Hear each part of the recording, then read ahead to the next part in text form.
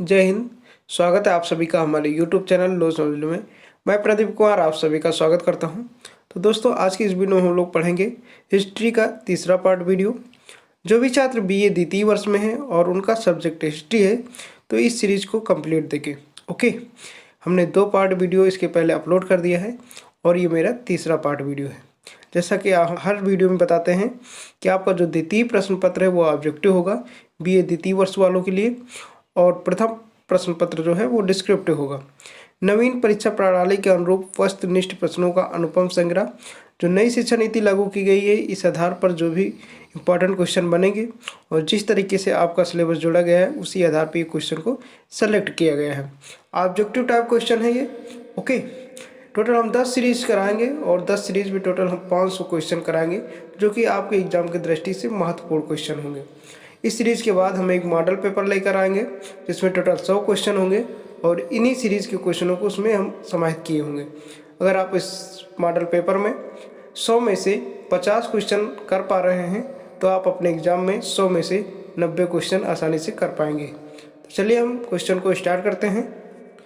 Question को start करने से पहले हम बता दें कि जो भी छात्र हमारे चैनल पर नए व्यूवर्स हैं यानी पहली बार आए हैं चैनल पर, तो चैनल को सब्सक्राइब जरूर कर लेंगे। अगर आपने चैनल को सब्सक्राइब किया होगा तभी हम जितने भी वीडियो अपलोड करेंगे उसका नोटिफिकेशन आपको मिल पाएगा और अपनी तैयारी को बेहतर कर पाएंगे। अगर आपको इस वीडियो का PDF चाहिए तो PDF डिस्क्रिप्शन में मिल जाएगा, या फिर आप हमारा टेलीग्राम चैनल ज्वाइन कर लीजिए, वहाँ पर भी आपको PDF मिल जाएगा। ओके, PDF जो मिलेगा आपको आंसर के साथ मिलेगा, उसमें आंसर दिया होगा जिससे आप पढ़ करके आसानी से तैयारी कर सकते हैं। प्रश्न संख्या 101। ओके, इसमें चलेंगे 101 नंबर से। इसके पहले हमने 100 क्वेश्चन करा दिया है 2 पार्ट वीडियो में। उन वीडियो को आप ज़रूर देख लीजिएगा, ऊपर आई बटन में उनका लिंक मिल जाएगा या फिर डिस्क्रिप्शन में भी उसका लिंक मिल जाएगा। ओके, या फिर हमारे चैनल के प्ले लिस्ट में जाकर वहाँ से भी वीडियो देख सकते हैं। क्वेश्चन है, मोअर युद्ध किस वर्ष हुआ? ये मोअर नहीं है, इसको बोअर बोला जाता है। ओके, तो टाइपिंग में गलत हो गया। बोअर का युद्ध किस वर्ष हुआ? तो 4 ऑप्शन दिए हैं, 1880 से 1882 तक, 1885 से 1887 तक, 1899 से 1902 तक और 1905 से 1907 तक। तो 4 ऑप्शन दिए हैं, बताना इसका राइट ऑप्शन क्या हो जाएगा। इसका करेक्ट ऑप्शन हो जाएगा 1899 से 1902 तक। ओके, सी आपका जो है करेक्ट ऑप्शन हो जाएगा। जानकारी के लिए हम बता दें कि 11 अक्टूबर 1899 से 31 मई 1902 तक ये युद्ध चला था। ये युद्ध हुआ किसके बीच था? ये अफ्रीका के जो निवासी थे ब्रिटिश और बोअर्स के बीच ये युद्ध हुआ था। अच्छा, बोअर कहते किसे हैं? बोअर ये किसानों के लिए प्रयोग किया गया एक शब्द है जो डच भाषा में बोला जाता है। ओके, किसानों को डच भाषा में बोअर बोला जाता था उस समय, तो याद रखेंगे। चलिए देखते हैं अगला प्रश्न। प्रश्न संख्या 102। यंग योजना किस समस्या को हल करने के लिए थी? बताना है, यंग योजना किस समस्या को हल करने के लिए थी? 4 ऑप्शन है, निशस्त्रीकरण, युद्ध, समाजवाद, क्षतिपूर्ति। देखिए इसका करेक्ट ऑप्शन हो जाएगा डी, क्षतिपूर्ति। ओके, यंग योजना किस समस्या को हल करने के लिए थी? क्षतिपूर्ति। तो डी आपका जो है करेक्ट ऑप्शन हो जाएगा। यंग योजना को अगर हम हिंदी में बात करें तो ये हो जाएगा युवा योजना। क्या हो जाएगा? युवा योजना। ओके, ये प्रथम विश्व युद्ध के मुआवजे के भुगतान करने के लिए इस योजना का प्लान किया गया था। प्रथम विश्व युद्ध कब हुआ था? 1914 में स्टार्ट हुआ था और 1918 में ख़त्म हुआ था। लगभग इस युद्ध में 8 करोड़ 5 लाख सैनिक मारे गए थे और 1 करोड़ 30 लाख नागरिक मारे गए थे। तो इसमें जो विभिन्न देशों की हानि हुई थी, क्षति हुई थी, उसी को भुगतान करने के लिए ये यंग योजना बनाई गई थी। आई होप कि आप समझ गए होंगे। चलिए देखेंगे अगला प्रश्न। प्रश्न संख्या 103। 1848 की क्रांति का तत्कालिक कारण क्या था? बताना है, इंपॉर्टेंट क्वेश्चन है। 1848 की क्रांति का तत्कालिक कारण क्या था? 4 ऑप्शन है। पहला ऑप्शन है चार्ल्स दसम द्वारा 4 अध्यादेश, कर व राजस्व, 22 फरवरी का भोज तथा प्रदर्शनकारियों की शूटिंग गोलाबारी, और लास्ट ऑप्शन है खराब मौसम के कारण फलोत्पादन में कमी। इसका राइट ऑप्शन हो जाएगा बी, कर व राजस्व। ओके, तो 1848 की क्रांति का तत्कालिक कारण क्या था? कर व राजस्व। जानकारी के लिए हम आपको बता दें कि 1848 के वर्ष को यूरोप के इतिहास में क्रांति का वर्ष कहा जाता है। इस वर्ष बहुत सारी क्रांतियां हुई थी, लगभग छोटी बड़ी क्रांति मिलाकर 17 क्रांति से अधिक हुई थी। ओके, तो इसे क्रांति के वर्ष के नाम से भी जाना जाता है। और 1848 की क्रांति का तत्कालिक कारण बहुत सारे थे, जैसे कि वर्ग संघर्ष बढ़ना, अमीरी गरीबी के बीच अंतर करना, मताधिकारों में विभिन्नता, तो बहुत सारे कारण थे, लेकिन जो मुख्य कारण माना गया है कर व राजस्व, यानी बी आपका जो है राइट ऑप्शन हो जाएगा। चलिए देखेंगे अगला प्रश्न। प्रश्न संख्या 104। 1848 की फ्रांसीसी क्रांति के बाद किस वंश का अंत हो गया? बताना है। 1848 की फ्रांसीसी क्रांति के बाद किस वंश का अंत हो गया? बूंबा वंश, हैब्सबर्ग, ट्यूडर, स्टुअर्ट। तो 4 ऑप्शन दिए हैं, बताना इसका करेक्ट ऑप्शन क्या हो जाएगा। जो भी आंसर आपको आ रहा है कमेंट बॉक्स में ज़रूर लिख दिया करें। अगर आप जो भी आंसर लिख देते हैं कमेंट बॉक्स में, वो आपको हमेशा के लिए याद हो जाता है। जैसे ही आपके एग्ज़ाम में वो क्वेश्चन आता है तो आप आसानी से कर पाते हैं। तो कमेंट में ज़रूर लिखा करें। देखिए इसका करेक्ट ऑप्शन हो जाएगा ए, बूंबा वंश। ओके, तो जानकारी के लिए हम आपको बता दें कि 1848 की फ्रांसीसी क्रांति के बाद बूंबा वंश की समाप्ति हो गई थी, यानी अंत हो गया था। बूंबा वंश का मतलब एक कुल, वंश का मतलब क्या होता है? एक कुल। तो उसी प्रकार वहाँ एक कुल था बूंबा। ओके, तो बूंबा वंश का जो है अंत हो गया था 1848 की फ्रांसीसी क्रांति के बाद। तो ये आपका जो है राइट ऑप्शन होगा। चलिए देखेंगे अगला प्रश्न। प्रश्न संख्या 105। नेपोलियन तृतीय ने विला फ्रैंका की संधि किसके साथ की? बताना है। 4 ऑप्शन है। ऑप्शन नंबर ए रूस, option number B Austria, option number C England, D option है आपका प्रसा। करेक्ट ऑप्शन हो जाएगा B Austria. Okay, right option क्या हो जाएगा? ऑस्ट्रिया। नेपोलियन तृतीय ने विला फ्रैंका की संधि किसके साथ की? ऑस्ट्रिया। तो बी आपका जो है राइट ऑप्शन हो जाएगा। ऑस्ट्रिया आपने नाम सुना ही होगा। ऑस्ट्रिया जो है मध्य यूरोप में स्थित एक देश है। ऑस्ट्रिया की राजधानी है वियना। यहाँ जर्मन भाषा बोली जाती है और मुद्रा की बात करें तो यहाँ यूरो चलता है। इस देश का ज़्यादातर हिस्सा जो है एल्पास पर्वत से ढका हुआ है। विला फ्रैंक संधि की बात करते हैं। विला फ्रैंक संधि, विला फ्रैंक सबसे पहले समझ लीजिए ये एक यूरोप का स्थान है। ओके, एक स्थान का नाम है जहां 11 जुलाई 1859 को विला फ्रैंक नामक स्थान पर नेपोलियन तृतीय ने ऑस्ट्रिया से संधि की थी। उस समय फ्रांसीसी सम्राट था जोसेफ। ओके, तो उसी को क्या कहा गया? विला फ्रैंक की संधि। तो याद रखना जो है बी आपका करेक्ट ऑप्शन हो जाएगा। चलिए देखते हैं आगे। प्रश्न संख्या 106। रक्त एवं लौह की नीति का प्रतिपादक कौन था? बताना है, इंपॉर्टेंट क्वेश्चन है, हर बार आपके एग्जाम में पूछा जाता है ये। लौह एवं रक्त या रक्त एवं लौह की नीति का प्रतिपादक कौन था? 4 ऑप्शन है। Option number A Hitler, option number B Mussolini, option number C Garibaldi या ऑप्शन डी बिस्मार्क। देखिए इसका करेक्ट ऑप्शन हो जाएगा बिस्मार्क। तो डी आपका जो है करेक्ट ऑप्शन हो जाएगा। रक्त एवं लौह की नीति का प्रतिपादक कौन था? बिस्मार्क। जैसा कि टॉपिक से ही आपको पता चल गया होगा, रक्त एवं लौह यानी लोहे की तलवार के बल पर शासन करना, जनता को रोकना। ओके, तो ये कार्य किसने किया था? बिस्मार्क ने किया था। ये तलवार का इस्तेमाल किया, कठोरता और शक्ति बरखा, खून बहाया और दुश्मनों के खिलाफ काफ़ी तेजी से लड़ा। ओके, अपने देश को अन्य दुश्मनों देशों से बचाया। तो ये नीति किसने अपनाया था? बिस्मार्क। तो डी आपका जो है करेक्ट ऑप्शन हो जाएगा। चलिए देखेंगे अगला प्रश्न। प्रश्न संख्या 107। नेपोलियन तृतीय फ्रांस का राष्ट्रपति किस वर्ष बना? बताना है। नेपोलियन तृतीय फ्रांस का राष्ट्रपति किस वर्ष बना? 4 ऑप्शन है। 1848, 1845, 1790 या 1798। इसका राइट ऑप्शन हो जाएगा 1848।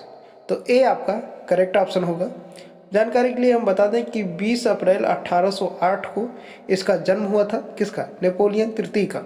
कब हुआ था? 20 अप्रैल 1808 को जन्म हुआ था और 1848 से 1852 तक ये फ्रांस का राष्ट्रपति रहा। ओके, और 1852 से 1870 तक यह फ्रांसीसी सम्राट बना रहा और 1873 को इसकी मृत्यु हो जाती है।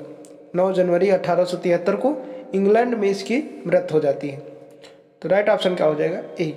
चलिए देखते हैं अगला प्रश्न। प्रश्न संख्या 108। क्रीमिया युद्ध में इंग्लैंड ने किसका सहयोग किया?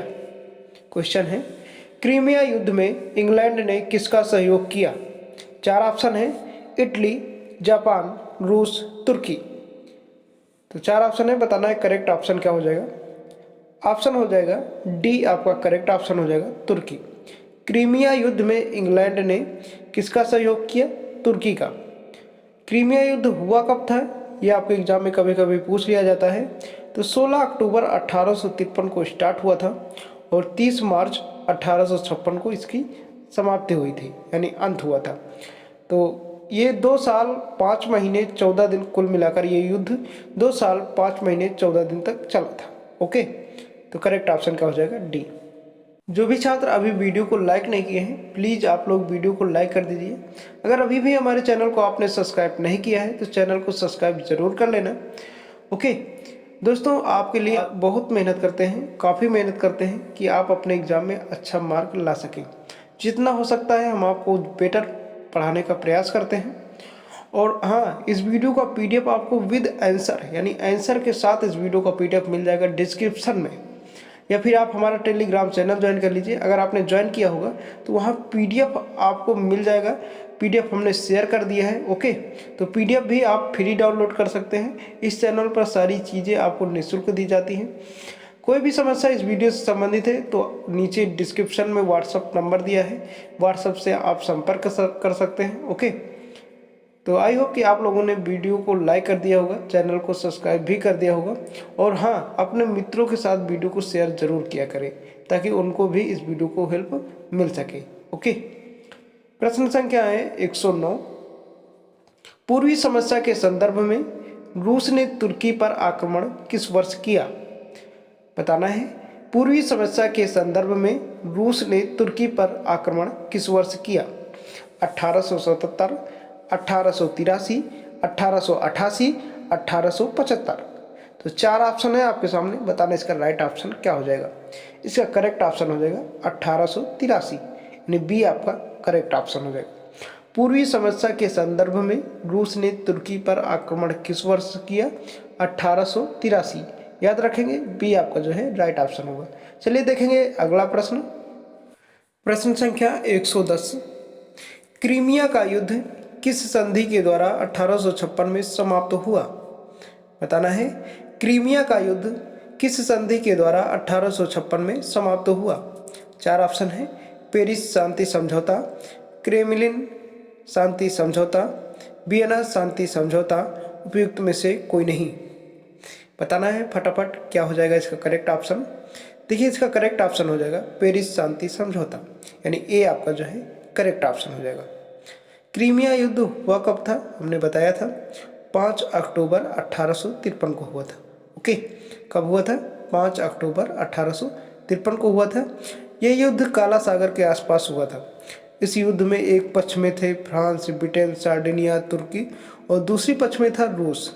तो इन दोनों के बीच में हुआ था। ओके, क्रीमिया के युद्ध को इतिहास में सर्वाधिक मूर्खतापूर्ण और अनिर्णायक युद्ध के रूप में माना जाता है, क्योंकि ये युद्ध जो हुआ था एक धार्मिक के कारण हुआ था। धर्म के बीच में लड़ाई हो गई थी, तो बहुत सारा खून खराबा हुआ, तो इसे सबसे मूर्खतापूर्ण युद्ध माना जाता है पूरे यूरोप के इतिहास में।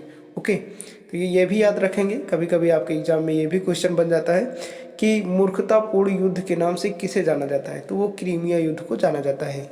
ओके, चलिए देखेंगे अगला क्वेश्चन। प्रश्न संख्या 111। 1860 में मूल रूप से फ्रांस का तानाशाह कौन था? बताना है।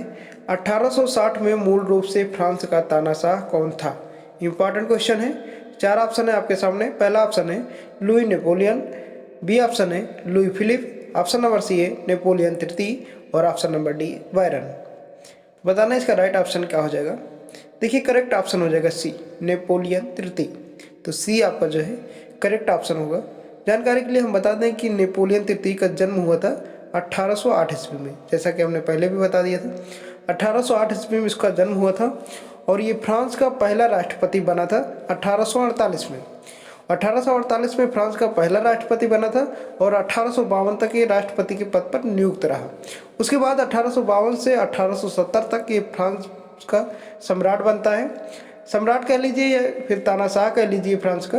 ओके, तो 1852 से 1870 तक ये फ्रांस का सम्राट रहता है या फिर तानाशाह रहता है। ओके, तो दोनों सेम ही हैं। और 1873 में इसकी मृत्यु हो जाती है मात्र 64 वर्ष की उम्र में। तो याद रखेंगे सी आपका जो है करेक्ट ऑप्शन है। देखेंगे अगला प्रश्न, प्रश्न संख्या 112। नेपोलियन तृतीय के दो पहलू हैं। बताना है नेपोलियन तृतीय के दो पहलू हैं। 4 ऑप्शन है। पहला नाम पालसी व शहर पालसी, ऑप्शन नंबर बी है गृह नीति व राजनीति, ऑप्शन नंबर सी है राजनीति व नगर नीति और ऑप्शन नंबर डी गृह नीति व विदेश नीति। करेक्ट ऑप्शन हो जाएगा डी गृह नीति व विदेश नीति। नेपोलियन तृतीय के जो दो पहलू हैं वह हैं गृह नीति व विदेश नीति, यानी डी आपका जो है राइट ऑप्शन हो जाएगा। चलिए देखते हैं अगला प्रश्न, प्रश्न संख्या 113। सामूहिक क्रय विक्रय हेतु श्रमिकों को सहकारी समितियां बनाने की अनुमति किस नियम द्वारा दी गई। 4 ऑप्शन है। 1863 का नियम, 1864 का नियम, 1865 का नियम, 1866 का नियम। देखिए इसका करेक्ट ऑप्शन हो जाएगा 1863 का नियम, यानी ए आपका जो है करेक्ट ऑप्शन हो जाएगा। इस एक्ट के अंतर्गत आता है धार्मिक विन्यास अधिनियम। ओके, तो 1863 आपका करेक्ट हो जाएगा, यानी ए आपका राइट ऑप्शन हो जाएगा। चलिए देखेंगे अगला प्रश्न, प्रश्न संख्या 114। राइन संघ की स्थापना किसने की। बताना है, इंपॉर्टेंट क्वेश्चन है। राइन संघ की स्थापना किसने की। 4 ऑप्शन है आपके सामने। नेपोलियन, ये नेपोलियन है। ओके, बिस्मार्क, मैटरनिख, कैसर विलियम। तो 4 ऑप्शन है, बताना है करेक्ट ऑप्शन क्या हो जाएगा। राइट ऑप्शन हो जाएगा नेपोलियन। राइन संघ की स्थापना किसने की थी। नेपोलियन। ए आपका जो है करेक्ट ऑप्शन हो जाएगा। जानकारी के लिए हम बता दें कि जर्मनी जो है पहले कई छोटे छोटे राज्यों में बटा हुआ था। लगभग 300 से अधिक राज्य थे जर्मनी के अंदर। फिर बाद में नेपोलियन ने 39 छोटे राज्यों का एक संघ बनाया था, उसी को राइन संघ के नाम से जाना जाता है। ओके, आई होप कि आप समझ गए होंगे। चलिए देखेंगे अगला प्रश्न, प्रश्न संख्या 115। एम्स का टेलीग्राम इतिहास में बहुत चर्चित है, यह एम्स कहाँ था। बताना है। 4 ऑप्शन है आपके सामने। डेनमार्क में, फ्रांस में, प्रसा में, ऑस्ट्रिया में। इसका करेक्ट ऑप्शन हो जाएगा ऑस्ट्रिया। तो डी आपका जो है करेक्ट ऑप्शन हो जाएगा। एम्स का टेलीग्राम इतिहास में बहुत चर्चित है और ये कहाँ था, ऑस्ट्रिया में था। तो डी आपका जो है करेक्ट ऑप्शन हो जाएगा। कहीं कहीं आपको EMS टेलीग्राम देखने को मिलेगा, तो दोनों सेम ही है। एम्स लिखें या EMS, ओके, तो दोनों सेम ही है। तो डी आपका जो है करेक्ट ऑप्शन हो जाएगा। चलिए देखते हैं अगला प्रश्न, प्रश्न संख्या 116। 1830 ईस्वी की क्रांति में मेजनी को बंदी बनाकर कहाँ भेज दिया गया था। 4 ऑप्शन है। सेवेना का दुर्ग, सिसिली द्वीप, नेपाल्स या मिलान। करेक्ट ऑप्शन हो जाएगा सेवेना के दुर्ग में। 1830 ईस्वी की क्रांति में मेजनी को बंदी बनाकर कहाँ भेज दिया गया था, सेवेना के दुर्ग में, यानी ए आपका करेक्ट ऑप्शन हो जाएगा। ओके, क्या हो जाएगा, ए आपका जो है करेक्ट ऑप्शन हो जाएगा। 1830 ईस्वी की क्रांति को जुलाई क्रांति के नाम से भी जाना जाता है। ये भी पॉइंट आपको याद रखना है कि 1830 ईस्वी की क्रांति को जुलाई की क्रांति के नाम से भी जाना जाता है। अच्छा, ये दुर्ग क्या है। दुर्ग एक किला को कहते हैं, किला। ओके, पहले किले बोले जाते थे, अब तो महल घर बोला जाता है। पहले जो बड़े बड़े घर बनते थे उन्हें किले बोले जाते थे। तो जैसे कलिंजर का दुर्ग हो गया, तारागढ़ का दुर्ग हो गया, और राजस्थान का दुर्ग हो गया, आमेर का दुर्ग हो गया, ये सब एक किले थे। ओके, तो याद रखना सेवेना के दुर्ग में मेजनी को बंदी बनाकर भेज दिया गया था। ये आपका करेक्ट ऑप्शन हो जाएगा। चलिए देखेंगे अगला प्रश्न, प्रश्न संख्या 117, यंग इटली की स्थापना किसने की थी? इंपॉर्टेंट क्वेश्चन है, हर बार आपके एग्जाम में बनता है क्वेश्चन इससे। यंग इटली की स्थापना किसने की थी? चार ऑप्शन है। ऑप्शन नंबर ए काउल, option number B Ferdinand, option number C Gioberti और ऑप्शन नंबर डी है मेजनी। देखिए इसका राइट ऑप्शन हो जाएगा डी मेजनी। ओके, तो डी आपका करेक्ट ऑप्शन है। मेजनी का पूरा नाम कहीं कहीं आपको देखने को मिलेगा ज्यूसेप मेजनी। जानकारी के लिए हम बता दें कि यंग इटली जो है एक संस्था है। क्या है? संस्था, जिसकी स्थापना 1831 ईस्वी में जोसेफ मेजनी ने फ्रांस में किया था। याद रखेंगे। आगे देखेंगे प्रश्न संख्या 118, इटली के एकीकरण का दूसरा चरण पूर्ण था। बताना है, सन बताना है कि इटली के एकीकरण का दूसरा चरण पूर्ण था किस सन में? 1848 ईस्वी में, 1855 ईस्वी में, 1860 ईस्वी में या 1865 ईस्वी में? इसका करेक्ट ऑप्शन हो जाएगा सी 1860 ईस्वी में। तो सी आपका जो है राइट ऑप्शन हो जाएगा। जानकारी के लिए हम आपको बता दें कि इटली का एकीकरण जो हुआ था ये 3 चरणों में हुआ था। प्रथम चरण, द्वितीय चरण, तृतीय चरण। ओके, प्रथम चरण 1815 ईस्वी से लेकर 1850 ईस्वी तक पूर्ण हुआ और 1850 से 1860 तक द्वितीय चरण पूर्ण हुआ और 1861 से 1870 तक तृतीय चरण पूर्ण हुआ। तो याद रखेंगे 3 चरणों में इटली का एकीकरण पूर्ण हुआ। चलिए देखेंगे अगला। दोस्तों आपको पता ही होगा कि हमारे सेकेंड पेपर में यूरोप के इतिहास में इटली का एकीकरण, जर्मनी का एकीकरण, प्रथम विश्व युद्ध, इन सभी चीज़ों का पूरा चैप्टर है जो आपको विस्तार पूर्वक पढ़ने को मिलेगा। आपने पढ़ा होगा तो ये सभी क्वेश्चन आपको समझ में आ रहे होंगे। नहीं तो इस सीरीज़ के ख़त्म होने के बाद हम एक मॉडल पेपर देंगे और उसके जस्ट बाद हम इसको चैप्टर वाइज पढ़ाएंगे। ओके, क्वेश्चन नंबर 119 है, किसने कहा कि एक राष्ट्र के रूप में इटली काबूल की देन है? बताना है। 4 ऑप्शन है, कैटलवी, Alison Phillips, Lipson, Marriott. Correct option हो जाएगा बी एलिसन फिलिप्स। तो बी आपका जो है करेक्ट ऑप्शन हो जाएगा। ओके, किसने कहा कि एक राष्ट्र के रूप में इटली काबूल की देन है? करेक्ट ऑप्शन हो जाएगा बी एलिसन फिलिप्स। इटली के काबूल जानते हो? काबूल को इटली के एकीकरण का मुख्य नायक माना जाता है। क्या माना जाता है? इटली के एकीकरण का मुख्य नायक माना जाता है। ओके, तो इसलिए लोग कहते हैं कि इटली जो है काबूल की देन है और एलिसन फिलिप्स ने तो कह दिया कि एक राष्ट्र के रूप में इटली जो है काबूल की ही देन है। ओके, तो बी आपका जो है करेक्ट ऑप्शन होगा। देखेंगे अगला प्रश्न। प्रश्न संख्या 120, संपूर्ण इटली का एकीकरण कब हुआ? बताना है, संपूर्ण इटली का एकीकरण कब हुआ? 4 ऑप्शन है, जून 1871 ईस्वी, दिसंबर 1870 ईस्वी, अप्रैल 1866 ईस्वी या मई 1855 ईस्वी। देखिए इसका राइट ऑप्शन हो जाएगा जून 1871 ईस्वी। तो यानी ए आपका जो है करेक्ट ऑप्शन हो जाएगा। देखिए 1871 ईस्वी में रोम स्वतंत्र हुआ था। ओके, रोम के स्वतंत्र होने के जस्ट बाद ही रोम को इटली की राजधानी बना दिया गया। तो इस प्रकार से इटली का एकीकरण पूरा हो गया। ओके, तो जून 1871 ईस्वी में इटली का एकीकरण पूरा हो गया। तो ए आपका जो है करेक्ट ऑप्शन हो जाएगा। चलिए देखेंगे अगला प्रश्न। प्रश्न संख्या 121, किस संधि द्वारा बिस्मार्क ने वेनेशिया को इटली को दिलवाया? ये दिखाया नहीं है, दिलवाया। ओके, तो ये दिलवाया है। फिर से एक बार, किस संधि द्वारा बिस्मार्क ने वेनेशिया को इटली को दिलवाया? 4 ऑप्शन है, ए ज्यूरिख संधि, बी विलाफ्रेंका की संधि, सी प्राग की संधि और डी है पेरिस की संधि। करेक्ट ऑप्शन हो जाएगा सी प्राग की संधि। ओके, तो सी आपका करेक्ट ऑप्शन हो जाएगा प्राग की संधि। किस संधि द्वारा बिस्मार्क ने वेनेशिया को इटली को दिलवाया? प्राग की संधि। जानकारी के लिए हम आपको बता दें कि बिस्मार्क ने प्राग की संधि द्वारा वेनेशिया को इटली को दिलवाया था तथा बाद में एक जनमत संग्रह द्वारा वेनेशिया इटली का विलय हो गया। ओके, 20 सितंबर 1870 को इटली पर रोम का पूर्ण रूप से अधिकार हो गया और 1871 ईस्वी में इटली का एकीकरण पूरा हो गया। फिर बाद में इटली की राजधानी रोम को बना दिया गया। चलिए देखेंगे अगला प्रश्न। प्रश्न संख्या 122, रोम पर इटली का अधिकार कब हुआ?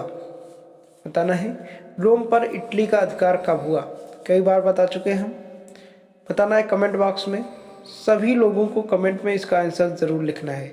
ओके, कोई भी छूटेगा नहीं, सभी को इसका आंसर कमेंट बॉक्स में ज़रूर लिखना है। 4 ऑप्शन है, 1866, 1870, 1871, इनमें से कोई नहीं। चलिए अब हम बताते हैं, ऑप्शन नंबर सी हो जाएगा 1871। तो सी आपका करेक्ट ऑप्शन हो जाएगा। 20 दिसंबर 1871 ईस्वी को इटली का एकीकरण पूर्ण हुआ, या इटली का रोम पर अधिकार हुआ। ओके, आगे देखेंगे। प्रश्न संख्या 123। इटली के संपूर्ण एकीकरण के बाद किसे इटली की राजधानी बनाया गया? 4 ऑप्शन है, वेनेशिया, रोम, सिसिली, नेपल्स। देखिए इसका राइट ऑप्शन हो जाएगा बी, रोम। इटली के संपूर्ण एकीकरण के बाद रोम को इटली की राजधानी बनाया गया। 20 दिसंबर 1870 ईस्वी को विक्टर इमैनुअल ने रोम पर आक्रमण करके इटली को मिलाया। ओके, इसके बाद रोम को इटली की राजधानी बनाया और इस प्रकार से 1871 तक इटली का एकीकरण पूर्ण हो गया। तो करेक्ट ऑप्शन क्या हो जाएगा? बी। ओके, चलिए देखेंगे अगला प्रश्न। प्रश्न संख्या 124। किस प्रकार वेनेशिया का इटली में विलय हुआ? इंपॉर्टेंट क्वेश्चन है। 4 ऑप्शन है, जनमत संग्रह द्वारा, युद्ध द्वारा, संधि द्वारा, विलय पत्र द्वारा। इसका राइट ऑप्शन हो जाएगा जनमत संग्रह द्वारा। तो ए आपका जो है करेक्ट ऑप्शन हो जाएगा। मार्च 1860 ईस्वी में इटली के राज्यों में जनमत संग्रह द्वारा वेनेशिया का इटली में विलय किया गया। तो ए आपका जो है करेक्ट ऑप्शन हो जाएगा। चलिए देखेंगे अगला प्रश्न। प्रश्न संख्या 125। कौन सा देश इटली के एकीकरण में बाधक था? बताना है, इंपॉर्टेंट क्वेश्चन है। कौन सा देश इटली के एकीकरण में बाधक था? फ्रांस, ऑस्ट्रिया, रोम साम्राज्य, सर्बिया। करेक्ट ऑप्शन हो जाएगा बी, ऑस्ट्रिया। तो बी आपका जो है राइट ऑप्शन हो जाएगा। जानकारी के लिए हम आपको बता दें कि इटली के एकीकरण में बहुत सारे बाधक थे, जैसे भौगोलिक बाधक, सामाजिक एवं आर्थिक दृष्टि से, क्योंकि इटली जो है ज़्यादा विकसित देश नहीं था, ज़्यादा विकसित राज्य नहीं था। पहले तो ये देश ही नहीं था, पहले राज्य था ज़्यादा, फिर बाद में देश बना जब इसका एकीकरण हुआ। ओके, तो इस प्रकार से ये ज़्यादा विकसित नहीं था, इसीलिए इसके एकीकरण में बहुत सारी समस्याएं आ रही थी और सबसे बड़ी समस्या थी ऑस्ट्रिया। तो क्या हो जाएगा? बी आपका जो है करेक्ट ऑप्शन हो जाएगा। चलिए देखेंगे अगला प्रश्न। प्रश्न संख्या 126। 19वीं शताब्दी में किस देश में आंदोलन उदारवादी व जनतंत्रवादी था? 4 ऑप्शन है, जर्मनी, इटली, फ्रांस, पोलैंड। देखिए करेक्ट ऑप्शन हो जाएगा बी, इटली। 19वीं शताब्दी के आसपास किस आंदोलन में उदारवादी व जनतंत्रवादी था?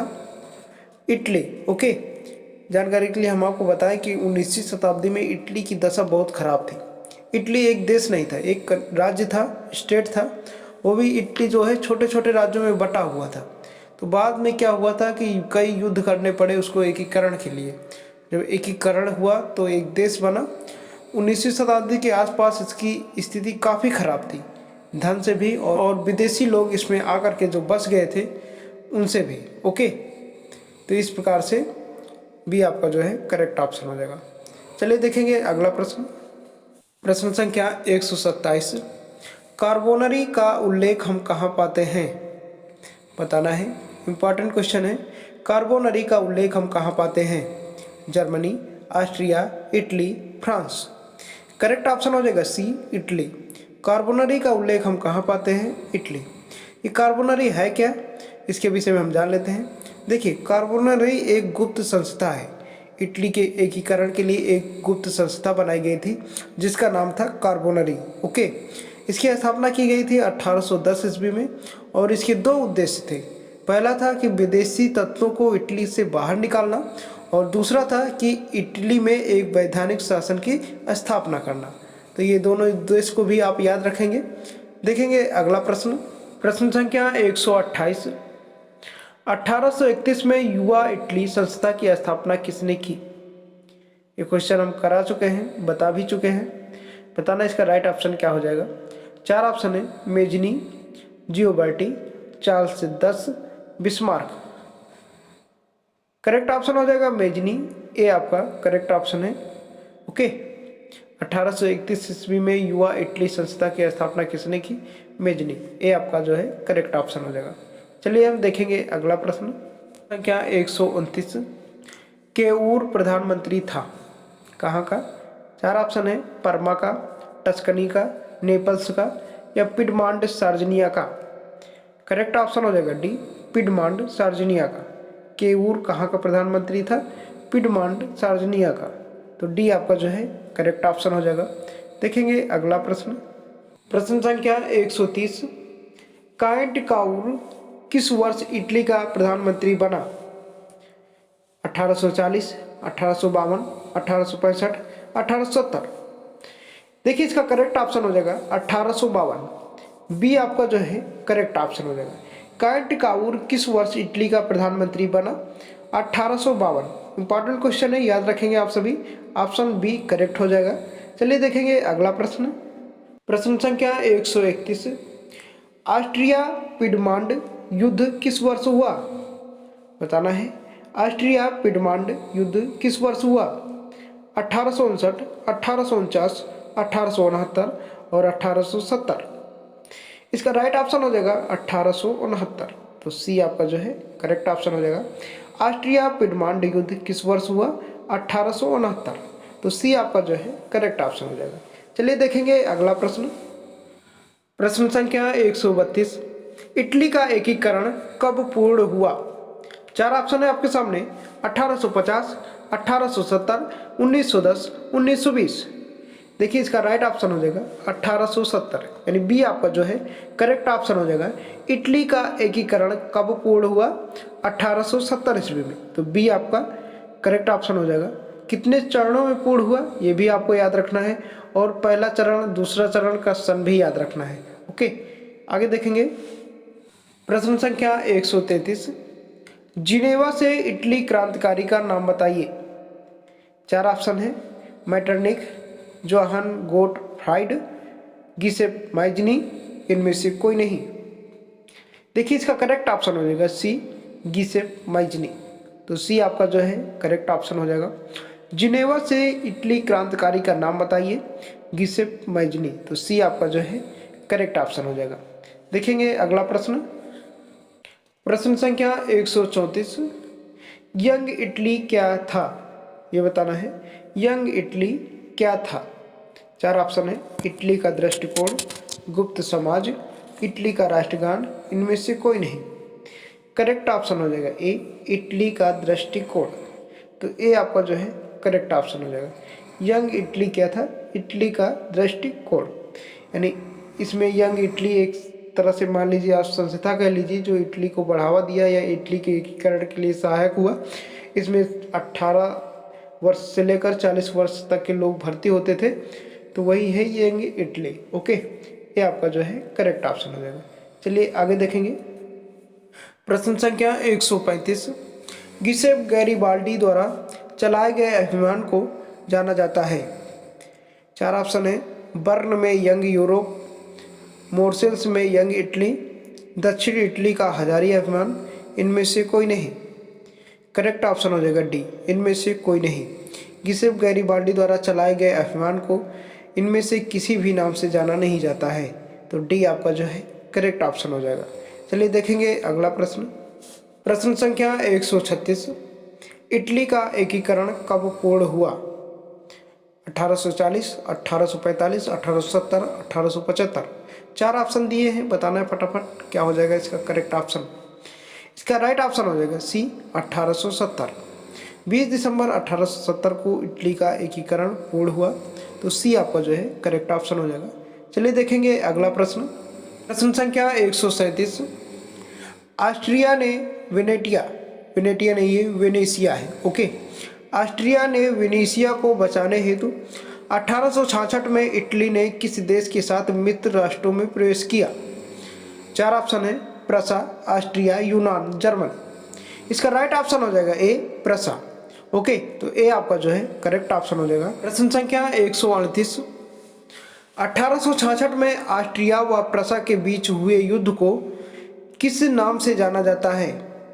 इसमें दिया हुआ इस नाम से जाना जाता है। चार ऑप्शन दिए हैं, किस नाम से जाना जाता है आपको बताना है। 7 सप्ताह का युद्ध, 8 सप्ताह का युद्ध, 8.5 सप्ताह का युद्ध, 2 सप्ताह का युद्ध। करेक्ट ऑप्शन हो जाएगा 7 सप्ताह का युद्ध। तो ए आपका जो है करेक्ट ऑप्शन हो जाएगा। 1866 में ऑस्ट्रिया व प्रसा के बीच हुए युद्ध को 7 सप्ताह युद्ध के नाम से जाना जाता है। इसे और एक भी नाम से जाना जाता है, ऑस्ट्रो प्रूसियन युद्ध। ओके, तो इसको ऑस्ट्रो प्रूसियन युद्ध के नाम से भी जाना जाता है, 7 सप्ताह युद्ध के नाम से भी जाना जाता है। यह हुआ कब था? 23 अगस्त 1866 को। कब हुआ था? 23 अगस्त 1866 को, जिसमें प्रसा की जीत हुई थी। प्रश्न संख्या 139, यंग इटली संगठन का संस्थापक कौन था? यंग इटली संगठन का संस्थापक कौन था? फटाफट बताइए, कई बार बता चुके हैं हम। फटाफट कमेंट बॉक्स में जरूर लिखिए इसका आंसर। इंपॉर्टेंट क्वेश्चन है, लगभग हर बार आपके एग्जाम में पूछा जाता है। 4 ऑप्शन है, Giuseppe Garibaldi, Count Cavour, Giuseppe Mazzini, Victor Emmanuel. Correct option हो जाएगा C, Giuseppe Mazzini. Okay, Young Italy संगठन के संस्थापक कौन है? गिसेप मैजनी, यानी सी आपका जो है करेक्ट ऑप्शन हो जाएगा। चलिए देखेंगे अगला प्रश्न। प्रश्न संख्या 140, 1960 में 2 राजाओं के राज्यों के स्पेनी नियमों के विरुद्ध इटली की सेना का नेतृत्व किसने किया था? यह बताना है। 4 ऑप्शन है आपके सामने, Bismarck, Cavour, Mazzini, Garibaldi. Correct option हो जाएगा बी, कैवूर। तो बी आपका जो है करेक्ट ऑप्शन हो जाएगा। 1960 में 2 राजाओं ने राज्य के स्पेनी नियमों के विरुद्ध इटली की सेना का नेतृत्व किसने किया था? कैवूर ने किया था। कैवूर को इटली के एकीकरण का मुख्य नायक कहा जाता है। ओके, तो ये भी याद रखना है, बी आपका जो है करेक्ट ऑप्शन हो जाएगा। चलिए देखेंगे अगला प्रश्न। प्रश्न संख्या 141, रूढ़िवादियों का मूल दर्शन क्या था? रूढ़िवादियों का मूल दर्शन क्या था? 4 ऑप्शन है, वे राजतंत्रीय रूपों का विरोध करते थे, वे लोकतंत्र के समर्थक थे, वे सामान्य लोग जन या देसी भाषा का प्रयोग करना चाहते थे, इनमें से कोई नहीं। देखिए इसका राइट ऑप्शन हो जाएगा सी, वे सामान्य लोग जन या देसी भाषा का प्रयोग करना चाहते थे। तो सी आपका जो है करेक्ट ऑप्शन हो जाएगा। रूढ़िवादियों का मतलब क्या होता है, इसको समझ लेते हैं। आपने बहुत जगह पढ़ा होगा रूढ़िवादी, तो आप समझ लीजिए देसी भाषा में रूढ़िवादी क्या है। देखिए रूढ़िवादी वो चीज़ है जो लोग पुरानी चीज़ों को लागू करते हैं या पुराने चीज़ों को मानते हैं। जैसे कुछ लोग कहेंगे कि पुराने ज़माने में हम हिंदी बोलते थे, यानी देहाती भाषा बोलते हैं, अब ये खड़ी बोली नहीं बोलेंगे। तो पुराने रूल और नियमों को लागू करना ही रूढ़िवादियों का काम था। जो लोग पुराने, यानी जो लोग बदलाव चाहते नहीं हैं। वर्तमान समय में डिजिटल ज़माना आ गया और कुछ लोग पुराने ज़माने में जी रहे हैं, तो उनको क्या कहेंगे हम? पुराने ज़माने वाले लोगों को रूढ़िवादी। ओके, तो आई होप कि अच्छी तरह से आप समझ गए हैं कि जो लोग पुराने ज़माने में जीना चाहते हैं वो रूढ़िवादी हैं, और जो नए ज़माने में जीना चाहते हैं वो परिवर्तनवादी हैं। ओके, तो रूढ़िवादी और परिवर्तनवादी में आप अंतर समझ गए होंगे। ओके, चलिए देखेंगे अगला प्रश्न। प्रश्न संख्या 142, काउंट कैवूर कौन था? 4 ऑप्शन है, इटली का मुख्यमंत्री, ये मुख्यमंत्री नहीं प्रधानमंत्री है। ओके, इटली का प्रधानमंत्री, जर्मनी का क्रांतिकारी, कैथोलिक मिशनरी, जर्मनी का चांसलर। करेक्ट ऑप्शन हो जाएगा इटली का प्रधानमंत्री या चांसलर कह सकते हैं आप। तो काउंट कैवूर कौन था? इटली का प्रधानमंत्री। तो ए आपका जो है करेक्ट ऑप्शन हो जाएगा।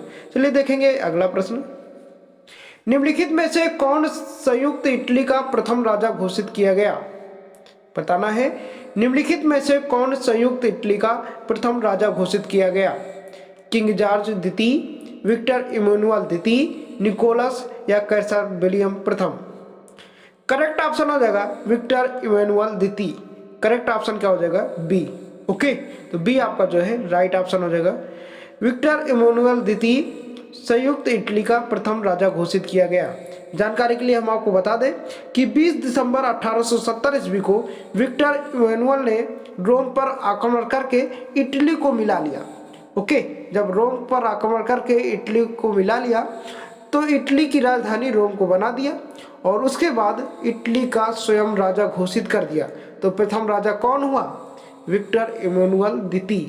आई होप कि आप समझ गए होंगे, बी आपका जो है करेक्ट ऑप्शन हो जाएगा। देखेंगे अगला प्रश्न। प्रश्न संख्या 144, इटली के एकीकरण में निम्नलिखित में से किसका योगदान नहीं था? ये बताना है। इटली के एकीकरण में निम्नलिखित में से किसका योगदान नहीं था?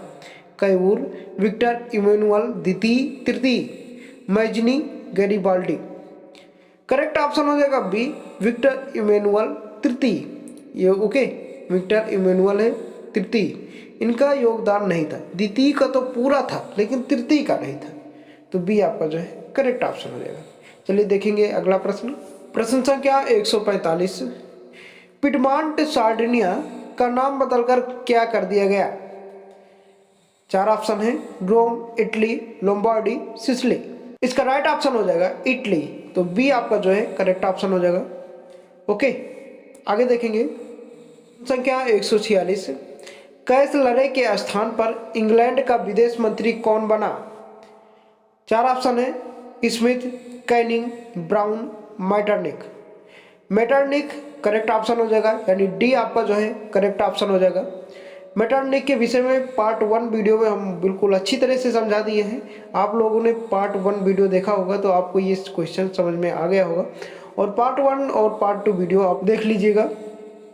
चलिए देखेंगे अगला प्रश्न। 4 बड़ों में इटली का प्रतिनिधि था? मिसोलिनी, Orlando, Wilson, Lloyd George.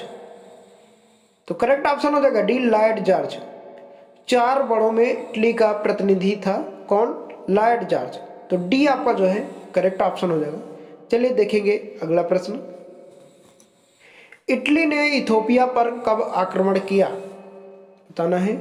Italy ने इथोपिया पर कब आक्रमण किया? 1935, 1915, 1935, 1937। देखिए 1935 2 बार आ गया है, वो करेक्ट ऑप्शन हो जाएगा 1935। ए मान लीजिए या फिर सी मान लीजिए, जो भी इच्छा हो वो मान लीजिए, दोनों सेम ही है तो हम सी मान लेते हैं या ए मान लेते हैं। चलिए हम सी मान लेते हैं, करेक्ट ऑप्शन हो जाएगा सी। ओके, इटली ने इथोपिया पर कब आक्रमण किया? 1935, यानी सी आपका जो है करेक्ट ऑप्शन है। चलिए आगे देखेंगे। रिपब्लिकन पीपुल्स पार्टी का संस्थापक कौन था? हामिद, बाबर, अकबर, मुस्तफ़ा कमाल पाशा।